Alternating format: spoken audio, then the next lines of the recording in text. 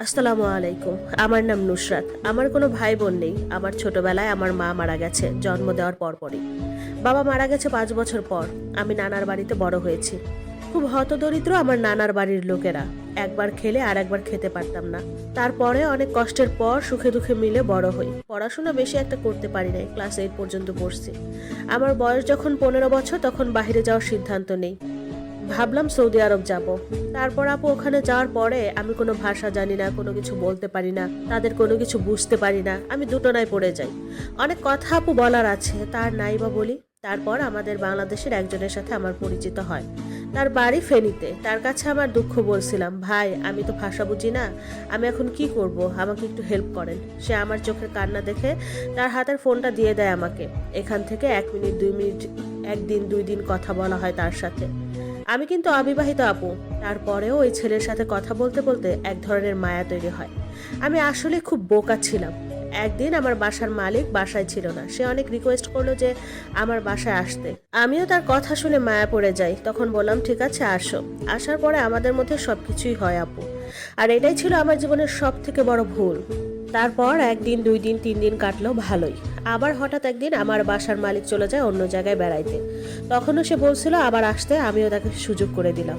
বোন, আমি কিছু বুঝতাম না, মা বাবা নাই তো হয়তো ভাবতাম সে আমার সবচাইতে কাছের মানুষ, আপনজন। তারপর আপু আমি হঠাৎ করে কনসিভ করি। আমার বমি বমি ভাব, পেটে ব্যথা, খুব যন্ত্রণা হইতো। তারপর আপু হঠাৎ করে আমার বাসার মালিককে বলছিল তার বাবার বাড়িতে যেতে। ওখানে চলে গেলাম। চলে যাওয়ার পরে আমার খুব কষ্ট হতো, কাজ করতে পারতাম না, কিচ্ছু ভালো লাগতো না। তখন আমার বাসার মালিক আমাকে ডাক্তারের কাছে নিয়ে যায়। ডাক্তার টেস্ট করার পরে বলছে আমার বাচ্চা হবে। আমার বাসার মালিক বিশ্বাস করে নাই যে এটা কিভাবে সম্ভব। আমাকে বলেন নুসরাত তোমার না বিয়ে হয় নাই? তারপর আর কি, যাই হোক আমি তো তাদের ভাষা বুঝতাম না। আমার বাসার মালিক আমাকে বাসায় এনে আর কোনো কাজ করতে দেয় না। বাসায় আনার পর দরজায় তালা মেরে রাখছে আমাকে।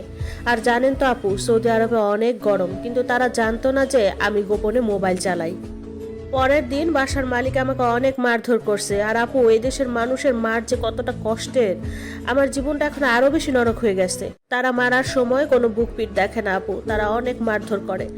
আপু অনেক কষ্ট দিয়েছে। তারপর আমি বাড়ি থেকে পালিয়ে যাই। যাওয়ার পরে নিজেই থানায় গিয়ে পুলিশের কাছে হাজির হই, পুলিশের সাথে সব বলি। আমি মনে করছি পুলিশের কাছে সব বললে হয়তো বা কি সবকিছু সমাধান হবে, কিন্তু তারা আমাকে জেলে দিয়ে দেয়। তারপর আপু আমি অনেকদিন জেল খাটি সৌদি আরবে। জেল খাটতে খাটতে আমি একটা কন্যা সন্তানের মা হই। তারপর এক পুলিশের আমাকে দেখে মায়া লাগে। তার বাসা আমাকে নিয়ে যায় আমার বাচ্চা সহ।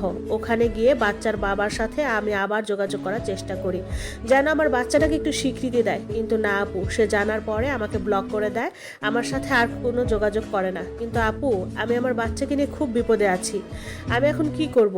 আপনারা আমাকে একটু সাহায্য করেন। আমি আমার বাচ্চাটাকে কি পরিচয় বড় করব আমি বুঝতে পারতেছি না। এখন আমি বাংলাদেশে আসছি আজকে 2 দিন। আপু আমার ভুল কিছু হলে আমাকে ক্ষমা করবেন। এই স্টোরিটা এক আপু আমার ইনবক্সে পাঠিয়েছেন এবং আমাকে অনুরোধ করেছেন আমি যেন তার বাচ্চার বাবার পরিচয়টা সহ তুলে ধরি। তার বাচ্চার বাবার নাম মোহাম্মদ আজিম, আজিমের বাবার নাম মোহাম্মদ সিরাজ এবং আজিমের মায়ের নাম মোসাম্মদ সালেহা বেগম।